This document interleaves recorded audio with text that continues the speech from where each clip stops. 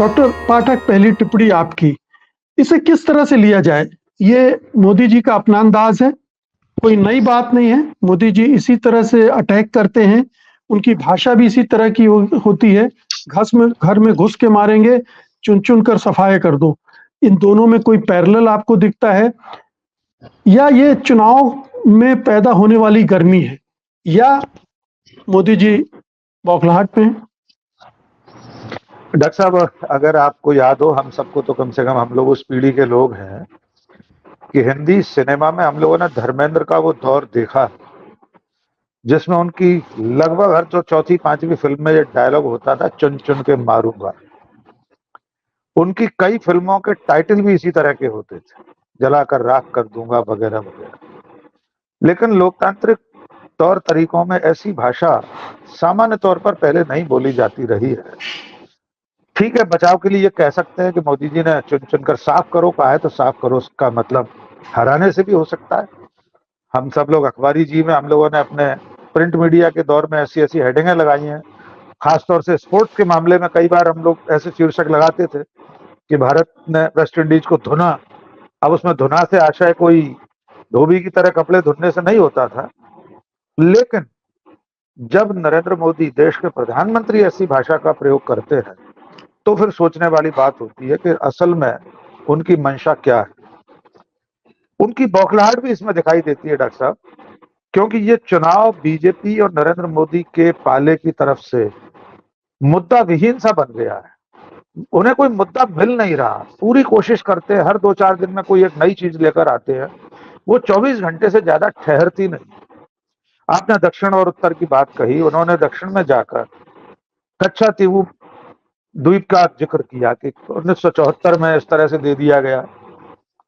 लेकिन जैसे ही बाकी सारे तथ्य सामने आए उस द्वीप को लेकर भी, और बांग्लादेश के साथ जो हमारा सीमा विवाद था कुछ क्षेत्र को लेकर, 17,000 वर्ग किलोमीटर जमीन हमने आदान प्रदान किया, जिसमें 7,000 वर्ग किलोमीटर भारत को मिला है और 17,000 बांग्लादेश को। यानी तराजू में अगर देखें तो 10,000 वर्ग किलोमीटर जमीन हमारी बांग्लादेश के खाते में चली गई।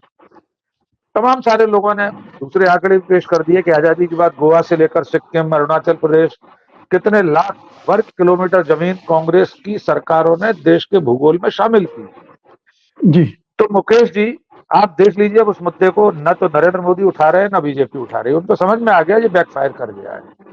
तो इस हताशा में उन्हें कुछ सूझ नहीं रहा, तो उनके पास अंतिम उपाय बचता है राहुल गांधी के भाषणों में से कोई एक शब्द पकड़ लेना। पहले उन्होंने मुंबई की आम सभा के भाषण में से शब्द। लेकिन डॉक्टर राकेश, क्या आपको नहीं लगता है कि राहुल गांधी ने जो देश में आग लग जाएगी वाली भाषा का इस्तेमाल किया, वो बहुत प्रोवोकेटिव थी, वो उत्तेजित करने वाली थी, और उसका जवाब देना बनता था। अब लैंग्वेज के बारे में बात हो सकती है कि इसे संयत होकर भी इसका जवाब दिया जा सकता था, लेकिन राहुल गांधी ने भी एक तीखा हमला बोला था। बिल्कुल, निश्चित तौर पर जब हम भाषा, मुहावरों और लोकोक्तियों की इस तरह की बात कर रहे हैं कि चुनावी भाषणों में ऐसी बातें कही जाती हैं, तो राहुल गांधी के भाषण में देश में आग लग जाएगी वाली बात को भी सहज स्वीकार नहीं किया जा सकता। इसकी बजाय वे कुछ और कह सकते थे कि लोकतंत्र खतरे में है, देश ऐसा नहीं रहेगा, देश तानाशाही के दौर में चला जाएगा। वे तो लगातार ऐसा कह ही रहे हैं। तो शब्दों के चयन में दोनों तरफ से लापरवाही हो रही है। लेकिन देश के प्रधानमंत्री से विपक्ष के नेता की तुलना में ज्यादा उम्मीद की जाती है कि वे देश के मुखिया हैं, उनकी भाषा कम से कम विपक्ष के नेता के उस स्तर पर न हो। फिर भी हम ये कह सकते हैं कि राहुल गांधी तो पहले भी कह चुके हैं, देश भर में केरोसिन छिड़क दिया है बीजेपी और आरएसएस ने, कभी भी आग लग सकती है, एक चिंगारी की जरूरत है। और ये बात वे विदेशी धरती पर भी कहकर आए थे। विदेश में इससे पहले देश के लिए अपमानजनक बातें नरेंद्र मोदी भी कहते रहे हैं। तो कुल मिलाकर अभी तो चुनाव शुरू हुआ है मुकेश जी, अभी दोनों तरफ से भाषा के स्तर पर गिरावट और देखना है हमें ये, लेकिन अच्छी बात नहीं है। हम लोग तो एक दूर खड़े हुए दर्शक और पत्रकार और समीक्षक के नाते ऐसी भाषा किसी भी तरफ से स्वीकार नहीं करना चाहते। जी मुकेश जी। सत्य हिंदी का ऐप डाउनलोड करें गूगल प्ले स्टोर पर।